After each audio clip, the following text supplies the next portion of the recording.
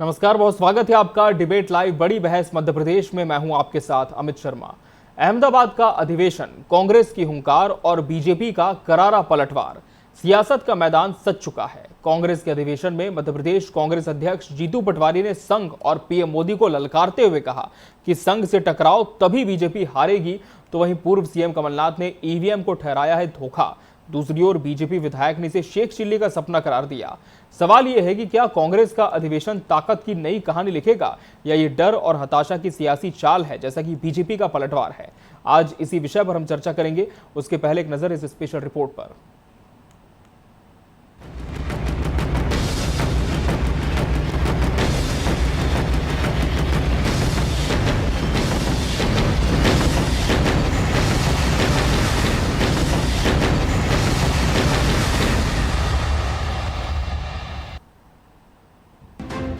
अहमदाबाद में कांग्रेस के 84वें अधिवेशन में सियासी तूफान खड़ा हो गया। मध्य प्रदेश कांग्रेस अध्यक्ष जीतू पटवारी ने मंच से ऐलान किया, मोदी को हराना है तो संघ से टकराना होगा। उन्होंने कहा, आरएसएस कोई सामाजिक सांस्कृतिक संगठन नहीं बल्कि सियासी ताकत है। डरने का वक्त गया, अब टक्कर का समय है। पटवारी का संदेश साफ था, बीजेपी की जड़ें संघ में हैं और उसे वहीं से चुनौती देनी होगी।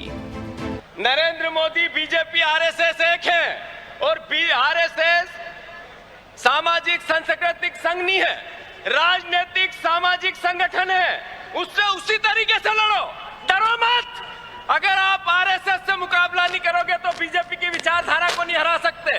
संकल्प लो सब एक साथ एकजुट होकर कि हम संघ, बीजेपी और मोदी तीनों के खिलाफ संघर्ष करेंगे। वहीं इस अधिवेशन के समापन पर मध्य प्रदेश के पूर्व सीएम कमलनाथ ने ईवीएम को निशाने पर लिया। उन्होंने कहा, ईवीएम बहुत बड़ा धोखा है, ये लोकतंत्र की निष्पक्षता पर सवाल उठाता है। कमलनाथ ने दावा किया कि ईवीएम से जनता का भरोसा छिना है और कांग्रेस इसे हर मंच पर उठाएगी। इसमें कोई शक नहीं कि ईवीएम पर सबको शक है। भारत एक देश है जहाँ ईवीएम चलते हैं। अमेरिका में, पूरे यूरोप में, पूरे जापान में कोई ईवीएम नहीं, ईवीएम को के पास नहीं जाते क्योंकि वो जानते हैं इसको फिक्स किया जा सकता है। अभी जो सबूत आए हैं इसमें साफ स्पष्ट है कि ईवीएम एक बहुत बड़ा धोखा है। कांग्रेस के हमले पर बीजेपी ने करारा जवाब दिया। विधायक रामेश्वर शर्मा ने कहा, संघ को हराना कांग्रेस का शेख चिल्ली का सपना है। नेहरू से इंदिरा तक ने कोशिश की, स्वयं सेवकों को सताया, आपातकाल में जुल्म ढाए, लेकिन संघ अडिग रहा। शर्मा ने तंज कसा, कांग्रेस झूठी बिरयानी खाने और जिन्ना की भाषा बोलने में मस्त है। उनका दावा है कि संघ का स्वयंसेवक सत्ता नहीं, हिंदुस्तान के लिए लड़ता है। चाचा नेहरू ने भी आरएसएस को हराने की कोशिश की, कई षड्यंत्र किए, आरएसएस को जेल में डालने की कोशिश की, आरएसएस के स्वयंसेवकों पर जाति की। श्रीमती इंदिरा गांधी जी ने जाति की, इंदिरा गांधी जी ने आपातकाल जैसा लगाया। आरएसएस से कांग्रेस इसलिए नहीं लड़ सकती क्योंकि कांग्रेस झूठी बिरयानी खाने में मस्त है, कांग्रेस आतंकवाद का समर्थन करने में मस्त है, कांग्रेस पाकिस्तान और जिन्ना की भाषा बोलने में मस्त है। राष्ट्रीय स्वयंसेवक संघ, तेरा वैभव अमर रहे मां, हम दिन चार रहे ना रहें, इस मंत्र को लेकर जो चलता है उसे कोई नहीं हरा सकता। संघ को हराना ये केवल तुम्हारा शेख चिल्ली का सपना मात्र है। अधिवेशन के बाद मध्य प्रदेश में कांग्रेस एक्शन मोड में है। सूत्रों के मुताबिक जीतू पटवारी सभी जिलों में नए अध्यक्ष नियुक्त करने की तैयारी में है। पूर्व विधायकों को संगठन की कमान सौंपकर नई ऊर्जा लाने की कवायद शुरू हो गई है। भोपाल, इंदौर, ग्वालियर जैसे बड़े जिलों में बदलाव की सुगबुगाहट तेज है। अधिवेशन में कांग्रेस ने एकजुटता का संकल्प लिया। मल्लिकार्जुन खड़गे, राहुल गांधी और सोनिया गांधी की मौजूदगी में पार्टी ने आगामी चुनाव के लिए रणनीति बनाई। मध्य प्रदेश से 93 डेलीगेट्स इसमें शामिल हुए, जिसमें दिग्विजय सिंह और उमन सिंघार जैसे दिग्गज भी थे। लेकिन बड़ा सवाल ये है कि क्या ये रणनीति बीजेपी के गढ़ में सेंध लगाएगी? क्या ये शक्ति प्रदर्शन बीजेपी को टक्कर दे पाएगा? अधिवेशन में उठाए गए मुद्दे कांग्रेस को सत्ता की सीढ़ी चढ़ा पाएंगे या बीजेपी का दावा सही साबित होगा कि ये सब शेख चिल्ली के सपने हैं? Bureau report, TV 24 news.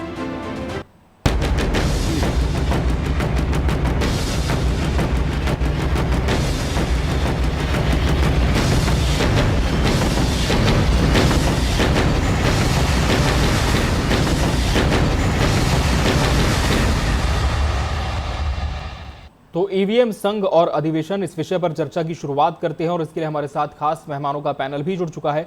हमारे साथ बीजेपी प्रवक्ता वंदना त्रिपाठी जी जुड़ी है। वंदना जी, बहुत स्वागत है आपका इस चर्चा में। कांग्रेस प्रवक्ता रोशनी सिंह यादव जी प्रतिपक्ष का पक्ष रखेंगी। रोशनी जी, आपका भी बहुत बहुत स्वागत है। और वरिष्ठ पत्रकार के एस चैनी जी भी इस चर्चा का अहम हिस्सा है। के एस चैनी जी, आपका भी बहुत बहुत स्वागत है।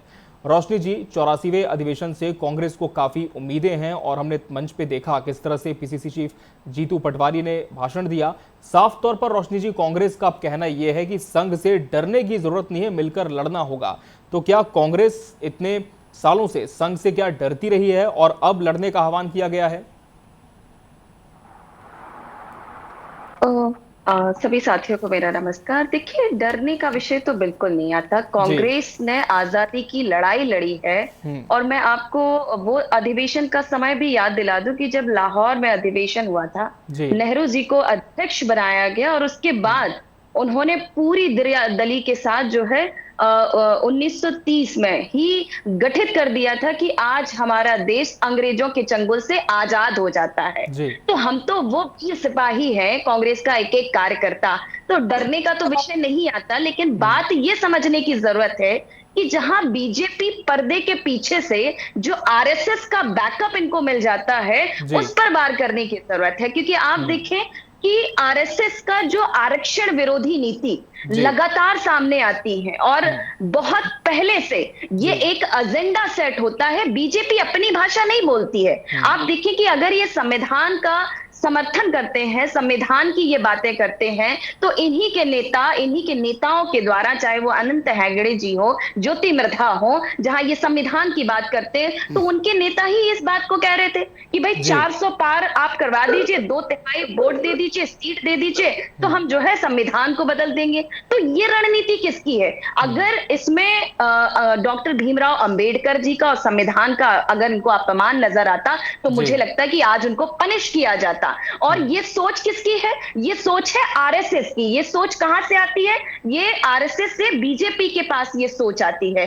इसलिए हमारे अध्यक्ष जीतू पटवारी जी का साफ साफ ये कहना है कि जितनी लड़ाई हमें बीजेपी से लड़नी है, उतनी ही लड़ाई हमें आरएसएस से लड़नी है। क्योंकि आरएसएस जो अपने आप को धार्मिक राजनीति से हटके धार्मिक तंत्र बताती है, मुझे लगता है वो नहीं है। क्योंकि वो पूरी तरीके से पर्दे के पीछे रह के राजनीति खेलती है। आप हर क्षेत्र में देख लें, जो है आरएसएस के लोगों को बिठाया जाता है। ये कौन सी राजनीति? और जो आरएसएस की इतनी बड़ी शाखा है, इनके लोगों की जो है पूर्ति कहां से होती है? सरकार के द्वारा इनकी पूर्ति होती है। तो मुझे लगता है कि इन सवालों पर इनको जवाब देना चाहिए। और कांग्रेस का अधिवेशन आज का विषय नहीं है। ये अधिवेशन लगातार होता आता है और इसमें कार्यकर्ताओं में नई ऊर्जा भरी जाती है। बिल्कुल, तो कार्यकर्ता ऊर्जा से ओतप्रोत है। लेकिन वंदना जी, बड़ा सवाल यह भी है कि कांग्रेस ने अब सीधे तौर पर आरएसएस पर हमला बोला है। कहा कि सामाजिक संगठन का सिर्फ नाम दिया जाता है, लेकिन सत्ता से जुड़ा संगठन है, सियासी ताकत है। तो क्या आप मानते हैं कि वाकई जो पृष्ठभूमि कांग्रेस बताती रही आरएसएस की और वर्तमान में जो भूमिका है, क्या इससे भारतीय जनता पार्टी ताल्लुकात रखती है? जी वंदना जी, माफ कीजिएगा, आपकी आवाज नहीं पहुंच पा रही है, शायद माइक म्यूट है आपका।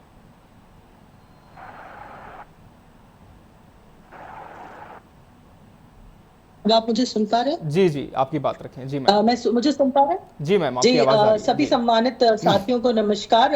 देखिए, जिस प्रकार से आरएसएस के विषय में कांग्रेस पार्टी भ्रम फैला रही है, सबसे पहले तो जिस प्रकार से कांग्रेस पार्टी के प्रदेश अध्यक्ष ये कह रहे हैं कि वो आरएसएस से लड़ेंगे, तो मुझे ये समझ में नहीं आता कि संघ ने तो कभी ये नहीं कहा कि हम किसी से लड़ रहे हैं या हम किसी दल के विरोध में हैं। तो फिर जीतू पटवारी जी को आज आरएसएस से इतना डर क्यों लग रहा है? जीतू पटवारी जी आरएसएस से लड़ने की बात क्यों कर रहे हैं? मुझे ये बात कुछ हजम नहीं हुई।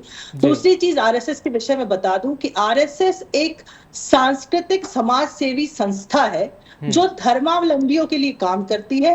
इस देश की परंपराओं को, रीति नीति को, सनातन को आगे बढ़ाने का कार्य कर रही है और ये कोशिश कर रही है कि हमारा राष्ट्र जो है वो हमेशा एक जुटता के साथ रहे और हमारा राष्ट्र हमेशा सुरक्षित रहे। अगर सनातन की रक्षा करना, धर्मावलंबियों को सही डायरेक्शन देना अगर ये गलत है, तो कांग्रेस पार्टी से गलत समझती होगी। एक भारत देश में रहने वाली सनातनी होने के नाते मैं इसे गलत नहीं समझती। दूसरी बात, जब हम आरएसएस की बात करते हैं तो राष्ट्रीय स्वयंसेवक संघ समाज सेवा का कार्य करता है। आपने देखा वायनाड में जब बाढ़ आई थी तो राहुल गांधी जी 2 दिन बाद पहुंचे थे, लेकिन स्वयं सेवकों ने रेस्क्यू का काम किया था। तब उन्होंने ये नहीं पूछा था कि किसकी जाति क्या है, किसका धर्म क्या है, उनका सिर्फ एक ही उद्देश्य था, रेस्क्यू करना लोगों को। अब जब कांग्रेस पार्टी बार बार भारतीय जनता पार्टी पर भी सवाल उठाती है, तो जब कांग्रेस पार्टी से एक प्रश्न मेरा भी है कि आरएसएस की 37 अनुसांगिक संगठन है जो उसके साथ मिलकर कार्य करते हैं, राष्ट्रहित के लिए कार्य करते हैं, राष्ट्रवाद का कार्य करते हैं, जिसमें से एक है भारतीय जनता पार्टी। और भारतीय जनता पार्टी एक राजनीतिक दल है और आरएसएस एक सांस्कृतिक संस्था है। तो जब आप एक अनुसांगिक संगठन को नहीं हरा पा रहे, वो संगठन आपको मुंह की खिला रहा है, पिछले कई सालों से आप उससे हारते चले जा रहे हैं, तो आप आरएसएस से लड़ने की बात भी कैसे कर सकते हैं? जो लोग राष्ट्रहित में कार्य करते हैं, जो लोग राष्ट्रहित की बात करते हैं, वो आपको उनसे आपत्ति होने लगती है, चाहे वो भारतीय जनता पार्टी के लोग हो, चाहे वो संघ के लोग हो, या किसी और सामाजिक संस्था के, चाहे विश्व हिंदू परिषद के। ऐसा क्यों? उसका कारण है आपका तुष्टीकरण, आपका सांप्रदायिकता का जो जहर फैलाने का कार्य है वो हो नहीं पाता। आप लोग ये जो तुष्टीकरण का चोला पहनकर बैठे हुए हैं और हिंदू मुस्लिम कर करके जिस प्रकार से आपने भाई भाई को आपस में लड़ाकर और फूट डालो और राजनीति करो का जो फंडामेंटल कांग्रेस करती है, बीजेपी का साफ तौर पर यहाँ कहना है। मैं आऊंगा वंदना जी, फिर आपका रुकूंगा। के सैनी जी, कांग्रेस का ये सीधा आरोप आरएसएस पर कि सत्ता का संगठन है, सामाजिक संगठन नहीं है, कितना बड़ा आरोप आप इसे मानती है, और क्या वाकई कांग्रेस के लिए आसान होगा आरएसएस से लड़ना, संगठन को क्षति पहुंचाना? अमित जी, ये तो वक्त पता है कि कांग्रेस आरएसएस से लड़ पाएगी कि नहीं, क्योंकि आरएसएस निश्चित तौर पे एक बहुत बड़ा संगठन है और बहुत सालों से इन्हें सोशल वर्क करके जो अपना स्थान बनाया है, उसको इतना आसान नहीं है कि आप बोलो कि एक दिन में हम लड़ लेंगे। पर एक बात जरूर है कि कांग्रेस ने जो जिस तरह से अभी ये पेश किया है, तो एक क्लैरिटी तो आई है। कांग्रेस के पास अभी तक जैसा लग रहा था बहुत कंफ्यूज है कि किस डायरेक्शन में जाना है, तो ये अधिवेशन में कम से कम एक डायरेक्ट फाइट ऑफ आइडियोलॉजी जो है उसमें क्लैरिटी दिखाई है कांग्रेस ने, और एक रीऑर्गेनाइजेशन ऑफ कांग्रेस जो हो रहा है वो भी दिखाई दे रहा है। तो मुझे लगता है कहीं ना कहीं एक पॉजिटिव साइन तो है कांग्रेस के लिए, जो जहां एक तरफ पूरी कंफ्यूज थी कांग्रेस, और जो एक जो पॉलिटिकल सिंबोलिज्म कह दीजिए, लेकिन वो गुजरात में नहीं किया, उसको ऑर्गेनाइज किया, जो 64 इयर्स बाद वहां पे कांग्रेस ने अपना अधिवेशन कर रहे हैं, तो वो भी एक तरह का एक मैसेज दे रहे हैं कि वो डायरेक्ट फाइट करने जा रहे हैं मोदी और शाह से। जो जैसे चेस बोर्ड में खेलते हैं तो अपन बोलते हैं कि राजा और रानी को आप घेर लो तो फिर पूरा गेम आप जीत सकते हो, तो उसी तरह से आप जो मेन है उनको अगर आप घेरोगे तो वो आगे पर कितना पॉलिटिकली कितना बेनिफिट होगा, क्या ये वोट में कन्वर्ट होगा, कांग्रेस को कर पाएगी, ये तो वक्त ही बता सकता है कि आरएसएस से किस तरह से डायरेक्ट फाइट में बीजेपी कांग्रेस खड़ी हो सकती है। लेकिन ये जरूर है कि, और एक और चीज मैं इसमें बोलूंगी कि कांग्रेस ने ये एक्सेप्ट करा है कि पास्ट में जो गलतियां करी है, जो कि हमेशा कांग्रेस में नहीं दिखाई देता, ने एक्सेप्ट करा कि हम एक कम्युनिटी को अपीज करने में हमने ओबीसी और शेड्यूल कास्ट शेड्यूल ट्राइब को हमसे दूर कर लिया है, तो हमें उस पर वर्क करना चाहिए, जो कि मुझे लगता है कि अगेन एक नया एक रेडिकल चेंज है कांग्रेस के अंदर। बिल्कुल, एक क्लैरिटी मिली, एक विजन मिला है कांग्रेस को, जैसे कि वरिष्ठ पत्रकार के सैनी जी भी कह रही हैं। लेकिन रोशनी जी, ईवीएम को लेकर एक बार फिर से कांग्रेस ने टिप्पणी कर दी। अभी हाल फिलहाल में कोई चुनाव भी नहीं है, लेकिन आने वाले समय में जब मध्य प्रदेश में चुनाव होंगे तो क्या कांग्रेस आरएसएस के साथ साथ इस ईवीएम के विषय को भी जनता के बीच लेकर के जाने की तैयारी में है? बिल्कुल, हमने इस विषय पे चर्चा की। देखिए, इस बात को हमें समझना होगा कि ईवीएम का विषय कहाँ से आता है, या कोई भी विषय जब आता है तो वो जनता के बीच में से ही विषय उठकर आता है। जनता के बीच में जब हम जाते हैं तो ये बात आती है कि हमने कांग्रेस को चुना, कांग्रेस को वोट दिया। जैसे आपने देखा होगा, पिछली बार के चुनाव में भी देखा होगा कि मीडिया का असेसमेंट निकल के आता है कि नहीं, इस बार बहुत अच्छी जो है कांग्रेस का भी जनाधार दिख रहा है और बीजेपी का भी। तो जब एक तरफा जब रिजल्ट आता है तो ये जनता को भी विश्वास नहीं होता है, उनके बीच से ये बात निकल के आती है कि हमें ईवीएम पे विश्वास नहीं है। तो हमारा कर्तव्य बनता है एज अ विपक्ष के नाते, कांग्रेस पार्टी का ये जो है जिम्मेदारी बनती है कि उस बात को जो है पूरी मजबूती के साथ उठाएं और उसका खंडन करें।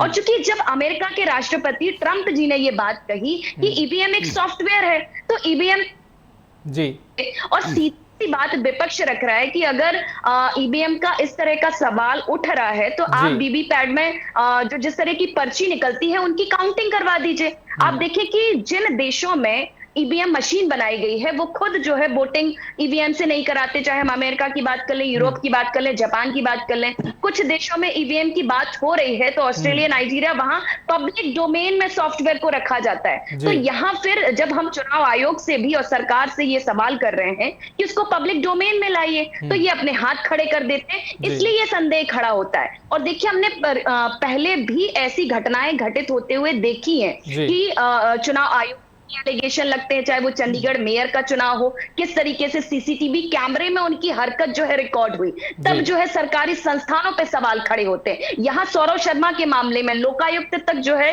शिकायत पहुंचती है, अधिकारी रिपोर्ट नहीं बना पाते हैं। तो आप देखिए कि लोकायुक्त को क्यों बनाया गया है, ताकि भ्रष्टाचार का मुखौटा उतारा जा सके। लेकिन यहाँ तो सारे मुखौटों पे मुखौटे चढ़ाते जा रहे हैं, भ्रष्टाचार के मुखौटे हटने का नाम ही नहीं ले रहे। और आरएसएस की बात इसलिए आती है, जो मेरी बहन प्रवक्ता जी कह रही थी, मैं उनको साफ साफ बता दूं, आरएसएस की शाखा में ये विदित होगा और ऐसी कई किताबों में भी विदित होगा कि आरएसएस की शाखा में युवाओं को जोड़कर जो शुरुआती शिक्षा दी जाती है, उनमें केवल और केवल हिंदू मुस्लिम टकराव और मुस्लिमों के खिलाफ जो है जाति सांप्रदायिकता के खिलाफ उनको खड़ा किया जाता है। और आप देखिए कि आरएसएस और हिंदू महासभा हमेशा नोट दे के भीख मांगते हैं, माफी मांगते रहे। वंदना जी, गंभीर आरोप पे जवाब दीजिए जी। ठीक है रोशनी जी, फिर आपका रुख करूंगा मैं रोशनी यादव जी। आरक्षण विरोधी हमेशा बात करने आ जाती है, ये आरएसएस का एजेंडा है। ठीक है रोशनी जी, इस आरोप पर ही जवाब ले रहा हूं वंदना जी से। विरोध करती हूँ, आरएसएस ने अपने मंचों पर हिंदुओं का समर्थन किया है, हिंदुत्व का समर्थन किया है, सनातन का समर्थन किया है, सनातन को आगे बढ़ाने की बात की है, पर ये कभी नहीं कहा कि उनकी लड़ाई मुसलमानों से है। ये गलत भ्रम कांग्रेस पार्टी ने हमेशा फैलाया है और इसी भ्रम को फैलाकर इन्होंने मुसलमान वोट बैंक को जीतने की कोशिश की है। लेकिन अब हमारे मुसलमान भाई बहन भी समझ चुके हैं कि ये लोग किस प्रकार का भ्रम फैलाते हैं। आप देखिए, जब धारा 370 हटने की बात हो रही थी तो कांग्रेस पार्टी ने एक भ्रम फैलाया था कि खून की नदियां बह जाएंगी, हाहाकार मच जाएगा। आज देखिए, क्या कहीं एक बूंद रक्त बहा? नहीं। आप देखिए, जब 3 तलाक हटने की बात होती थी तो कांग्रेस पार्टी कहती थी कि मुसलमानों के बीच में लड़ाई झगड़े मच जाएंगे। क्या कभी भी 3 तलाक का विरोध किया किसी ने? आज वक्फ संशोधन कानून जब आया तो कांग्रेस पार्टी ने कहा कि देश में दंगे हो जाएंगे, देश में लड़ाई झगड़ा हो जाएगा। पर हमारे मुसलमान भाइयों ने दिवाली की तरह इस कानून का जो स्वागत किया, वो ये दर्शाता है कि जिस भ्रम में इनने मुसलमान भाइयों को रखा था, उस भ्रम से वो बाहर आ चुके हैं। वो समझ चुके हैं कि उनके कल्याण के लिए कांग्रेस पार्टी ने कोई कार्य नहीं किया। हाँ, जी, ईवीएम को लेकर भी कमलनाथ ने कहा है कि ईवीएम का सच भी जनता के सामने आ चुका है और कमलनाथ ने ऑन रिकॉर्ड इस बात को कहा है कि हर बार गड़बड़ी होती है ईवीएम से। तो क्या अब कांग्रेस ने फिर से जब इस विषय को उठाया है तो आगामी चुनाव में सरकार इस पर कोई विचार कर सकती है, मंत्रणा कर सकती है? देखिए, सबसे पहले तो आप ये बताइए कि जिन राज्यों में कांग्रेस पार्टी की सरकार बनी है, सभी जगह ईवीएम से चुनाव हुए हैं। जी जी जी जी गुंजन जी, जी वंदना जी, और निश्चित तौर पर एक बात यहाँ पर यह भी आती है कि जैसे कि हर बार ईवीएम का बार बार बहाना कांग्रेस बनाती है, जैसा कि बीजेपी कहती है, लेकिन दूसरी तरफ जिन राज्यों में जीतते हैं वंदना जी, तो आपने ही जैसा कहा कि वहां पर कांग्रेस फिर ईवीएम का ढिंडोरा नहीं पीटती, तो ये जो भ्रम लगातार बना होता है, इसे कैसे सरकार दूर करेगी? देखिए, बशीर बद्र जी का एक शेर है कि सच घटे या बढ़े, झूठ की कोई इंतहा ही नहीं। तो झूठ के कांग्रेस पार्टी की तो कोई इंतहा है ही नहीं। जिन राज्यों में ये जीतते हैं वहां पर ये कुछ भी, कोई भी आरोप नहीं लगाते, ना ईवीएम पर, ना एजेंसीज पर। राहुल गांधी अगर चुनाव जीतते हैं तो ईवीएम की बदौलत जीतते हैं, प्रियंका गांधी जीती तो ईवीएम की बदौलत जीते, मनमोहन सिंह जी अगर प्रधानमंत्री बने तो ईवीएम की बदौलत बने, और पूर्व में हम जाएंगे तो बहुत सारे और लोग। तो ये बताइए कि तब ईवीएम सही बाकी लोग जो कमलनाथ जी छिंदवाड़ा में जीतते आए थे, उनके पुत्र जिस प्रकार चुनाव लड़ते तो ईवीएम के ही भरोसे चुनाव लड़ते हैं। तो जब ईवीएम से आपको इतनी आपत्ति है तो आप इस प्रकार से विरोध करते हैं, बाइटें देते हैं, बड़े बड़े ट्वीट्स करते हैं, विदेशी धरा पर जाके भारत की राजनीति को ललकारते हैं, उसके खिलाफ कोई बड़ा अविश्वास प्रस्ताव लेकर क्यों नहीं आते? एक आपने प्रेस कॉन्फ्रेंस करी आपके राहुल गांधी जी ने, मात्र लंदन से, वो भी अपने लोगों से कराई, इतनी हिम्मत नहीं पड़ी कि खुद जाके वो प्रेस कॉन्फ्रेंस कर ले। तो इसका मतलब आपको ईवीएम से आपत्ति भी है और ईवीएम से आपत्ति नहीं भी है। तो आप पहले खुद स्पष्ट कर लीजिए कि आपका स्टैंड क्या है। आपका स्टैंड, जिन राज्यों में आप जीतते हैं वहां ईवीएम सही, जिन राज्यों में आप हारते हैं वहां ईवीएम गलत। क्या आपका स्टैंड ये है? अगर ऐसा है, स्टैंड क्या है कांग्रेस का ईवीएम पर? कांग्रेस का स्टैंड, तभी कांग्रेस जो है खुल के और मुखर होकर बात रख रही है। मुझे तो लगता है कि मेरी बहन को, इनके प्रधानमंत्री को इस बात पे जवाब देना चाहिए था कि जब अमेरिका के राष्ट्रपति ट्रंप जी कह रहे हैं कि सॉफ्टवेयर पे विश्वास नहीं करना चाहिए, तो हैक हो सकता है, तब मुझे लगता है कि बीजेपी के प्रवक्ता और बीजेपी वहां पर क्या उस बात पे इनको जवाब देना चाहिए था। और ये जनता के बीच से आवाज आ रही है। देखिए, जब कोई भी मुद्दा जनता के बीच से आता है तब विपक्ष उसको मजबूती से उठाता है। तो ये हमारा कर्तव्य बनता है कि हम ईवीएम की आवाज उठाएंगे। और रही बात इसकी कि जब जब देखिए किसी बात की लड़ाई होती है तब तब बीजेपी संसद में भी बॉयकॉट करना जानती है। मणिपुर 2 साल से लगातार जल रहा है, कभी इनने संसद में इस मुद्दे पर बात की, कभी प्रधानमंत्री जी का मौन व्रत टूटा इस बात को लेकर, नहीं टूटेगा। और आप देखिए कि उस दिन भी ये संसद में वक्फ बोर्ड को लेकर चर्चा 3:30 बजे तक चलाते हैं, 4:30 बजे जो है मणिपुर पे चर्चा होती है। तो जब जब अगर संविधान को बचाने की या लोकतंत्र में जनमत के ऊपर बात करने की बात आती है, तब तब ये बहुत अच्छे से जानते हैं कि संसद से कैसे बॉयकॉट करना है। तो ये तो बीजेपी की परंपरा में कूट कूट कर भरा है। और इनकी नीतियों, क्योंकि हम आज आरएसएस पर बात कर रहे हैं और मैं उसको बीच में बार बार लाऊंगी, तो मैं आपको ये बता देती हूँ कि आप देखिए इसमें मुख्य पंचजन और इनका ऑर्गेनाइजेशन जो समीक्षा थी उसमें भी आरक्षण विरोधी बातें करी। किसने करी है? आरएसएस ने। फिर ये बीजेपी का एजेंडा बनता है। उसके बाद 2017 में आरएसएस के जो तत्कालीन प्रचार प्रमुख मनमोहन वैद्य थे, उन्होंने आरक्षण जारी रखने की बात कही। उन्होंने एक राजनीतिक समिति भी गठित की। और आप देखिए कि जहां ये संविधान की बात करती हैं, तो अभी मैं आपको ताजा मामला याद दिला देती हूँ, उस पर भी जरा इनको कुछ बोलना चाहिए। राजस्थान में जब विपक्ष के नेता टीकाराम जी मंदिर जाते हैं तो इन्हीं के नेता जो है उसको गंगा जल से उसकी शुद्धि करते हैं। तो ये आपकी संस्कृति, आरएसएस की संस्कृति है और बीजेपी की संस्कृति है। आपका धर्म ये सिखाता है, हमारा धर्म ये सिखाता है कि आप जो है दलितों का शोषण करें। अगर वो किसी मंदिर में जाते हैं तो उस पर आप गंगा जल का छिड़काव करें। चलिए, तो लगातार आरोप कांग्रेस की तरफ से, वंदना जी मैं जवाब जरूर लूंगा आपसे। के एस चाइनी जी का फिलहाल रुख करेंगे। के एस चाइनी जी, कांग्रेस के इस अधिवेशन में 2 बातें और सामने आई है कि जिला अध्यक्षों की पावर बढ़ा दी गई है, और दूसरा ये कहा है मल्लिकार्जुन खड़गे ने कि जो लोग सक्रिय नहीं है, पार्टी के कामों में हाथ नहीं बढ़ाते हैं, उन्हें अब रिटायर करने का समय आ गया है। तो क्या लगता है कि ये जो 2 डिसीजंस हैं ये बहुत ज्यादा माइलस्टोन साबित हो सकते हैं कांग्रेस के लिए, मध्य प्रदेश कांग्रेस के संदर्भ में भी? मैं सुन नहीं पाई, सॉरी, क्या क्वेश्चन? जी, के एस चाइनी जी, जिला अध्यक्षों की ताकत अधिवेशन में बढ़ाने का फैसला हुआ, प्रस्ताव इस पर पारित हो गया है। और दूसरी बात ये मल्लिकार्जुन खड़गे ने कहा है कि जो लोग पार्टी के कामों में हाथ नहीं बटाते उन्हें अब रिटायर किया जाएगा, दूसरे लोगों को जिम्मेदारी दी जाएगी। तो क्या ये 2 बड़े निर्णय, कड़े निर्णय भी साबित हो सकते हैं? और एक हम कह सकते हैं, जी आप देखिए कि आज हर एक कार्यकर्ता को खुशी है। के एस चाइनी जी से सवाल है, रोशनी जी माफ कीजिए, के एस चाइनी जी से सवाल था। चाइनी जी जवाब दीजिए। जी अमित जी, देखिए कांग्रेस के अंदर ये 2 फाड़ बन चुके हैं, एक जो सीनियर है और एक जो राहुल जी के साथ हैं। तो आप देखिए कि कई लोग कांग्रेस छोड़ के भी इसी वजह से गए कि कोई जो विचारों में मतभेद था उसमें। तो ये जो है कहना बहुत आसान है कांग्रेस के अंदर कि आप जो सीनियर्स हैं उनको हटा के जो इस तरह के जो डिसिप्लिन पर, जैसे बीजेपी में हो जाता है, बीजेपी थोड़ा डिसिप्लिन पार्टी है और कांग्रेस वहीं थोड़ा लिबरल है इस चीज में।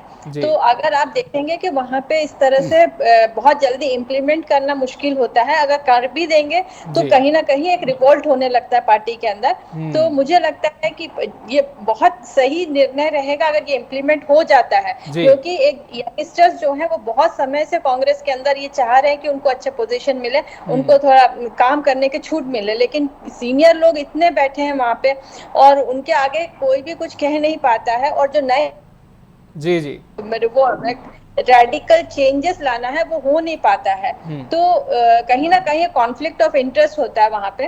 तो मुझे लगता है कि ये इम्प्लीमेंट करना ज्यादा इंपॉर्टेंट है। अधिवेशन में तो आप कह देते हो इस तरह की बातें, लेकिन इम्प्लीमेंट जहां तक होने का सवाल है तो वहां कांग्रेस के अंदर थोड़ी मुश्किल आती है। लेकिन शायनी जी, जिला अध्यक्षों की जैसे ताकत बढ़ाई गई है, तो अब ये भी कहा जा रहा है कि अब जो मध्यस्थ हैं वो नहीं रहेंगे, सीधे हाईकमान, कांग्रेस हाईकमान को ये जो जिला अध्यक्ष हैं वही सारी चीजों की रिपोर्ट करेंगे। तो क्या मानते हैं कि इससे एक बड़ा बदलाव भी आ सकता है कांग्रेस की रणनीति में, स्ट्रेटेजी में?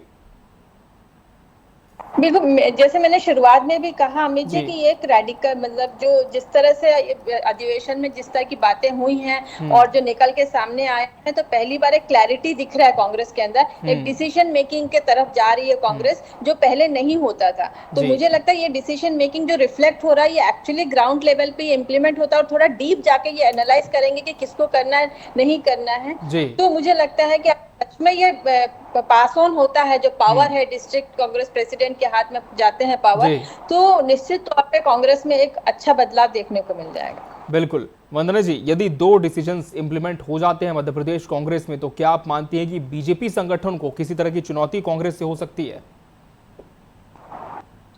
देखिए, जिस प्रकार से कांग्रेस पार्टी खुद को खड़ा करने की कोशिश कर रही है, अच्छी बात है, पर ये जो जिस प्रकार से भारतीय जनता पार्टी को हर चीज में कॉपी करने की कांग्रेस पार्टी की आदत पड़ गई है, जैसे माइक्रो मैनेजमेंट शब्द जो भारतीय जनता पार्टी का हमेशा माइक्रो मैनेजमेंट टर्म रहा है, उसको जिस प्रकार से इन्होंने अपनाया है, तो ये दर्शाता है कि हमें कॉपी तो करने की कोशिश बहुत करते हैं, हमारी रीति नीति पर चलने की कोशिश करते हैं। पर सबसे बड़ी बात यह है कि देखिए, जैसे अभी इन्होंने कह दिया कि वरिष्ठों को हटाकर नए लोगों को चांस दिया जाएगा। आप देखिए कि भारतीय जनता पार्टी को जब आप कांग्रेस के उलट देखेंगे या कांग्रेस के इतर देखेंगे, तो भारतीय जनता पार्टी में एक ब्लेंड है, एक समावेश है। हमारे यहाँ वरिष्ठ भी कार्य संगठन में वरिष्ठों को भी मार्गदर्शन लिया जाता है, युवाओं को भी मौका दिया जाता है, महिलाओं को भी बराबर सम्मान दिया जाता है और हर वर्ग का ध्यान रखा जाता है। हमारे यहाँ अलग अलग प्रकार के मोर्चे बने हुए हैं और वो बहुत निष्पक्षता के साथ हमेशा सबके कल्याण के लिए कार्य करते हैं। ये नहीं कि महिला मोर्चा है तो सिर्फ महिलाओं के ही योजनाओं को आगे ले जाएगा, वो जनता के बीच में जाता है, बूथ बूथ तक जाता है और पूरी जितनी भी गरीब कल्याण की योजनाएं, युवाओं की, अन्नदाता की, तो भारतीय जनता पार्टी में सारे कार्यकर्ता सबका साथ, सबका विकास, सबका कल्याण की नीति के साथ कार्य कर रहे हैं और एक ब्लेंड है। हमारे यहाँ एक रणनीति है, हमारे यहाँ एक नीति है कि हमें किस नीतिगत तरीके से आगे बढ़ना है, हमें अपने वरिष्ठों का सम्मान करना है, युवाओं को सही मार्गदर्शन देना है, महिलाओं का सम्मान करना है। लेकिन जब कांग्रेस पार्टी में ये सारी चीजें मुझे कहीं भी नजर नहीं आती। फिर से एक बार आरएसएस पर मैं आ जाऊंगी, जिस प्रकार से आरएसएस का बार बार विरोध कांग्रेस पार्टी करती है। तो देखिए, जिस प्रकार से कांग्रेस पार्टी ने स्वीकारा है कि दूसरे जो जातियों का इन्होंने विरोध करके अपना वोट बैंक गिराया है, जिस प्रकार से सनातन का विरोध करते हैं, राम मंदिर का इन्होंने विरोध किया था, जिस प्रकार से इनकी पार्टी के नेता राहुल गांधी विदेशी धरा पर बैठकर भारत से लड़ने की बात करते हैं, फिर जीतू पटवारी आरएसएस से लड़ने की बात करते हैं, राहुल गांधी कभी शक्ति से लड़ने की बात करते हैं, विदेशी धरा पर जाके इल्हाम उमर और पन्नू जैसे आतंकवादियों को चलिए, तो कहीं ना कहीं कांग्रेस अधिवेशन के बाद पूरी तरह से उत्साह से लबरेज है। साफ तौर पर कांग्रेस का यही अब मानना है कि एक मजबूती आएगी, संगठनात्मक तौर पर भी ढांचे को मजबूत किया जाए, लेकिन देखना होगा कि मध्य प्रदेश कांग्रेस में इसके कितने सकारात्मक परिणाम आने वाले दिनों में देखने को मिलते हैं। आप सभी मेहमानों का बहुत बहुत धन्यवाद हमसे इस चर्चा में जुड़ने के लिए और इसका हिस्सा बनने के लिए। इसी के साथ बड़ी बहस डिबेट लाइव मध्य प्रदेश में आज के लिए फिलहाल इतना ही। मुझे और मेरी पूरी टीम को दीजिए इजाजत। नमस्कार।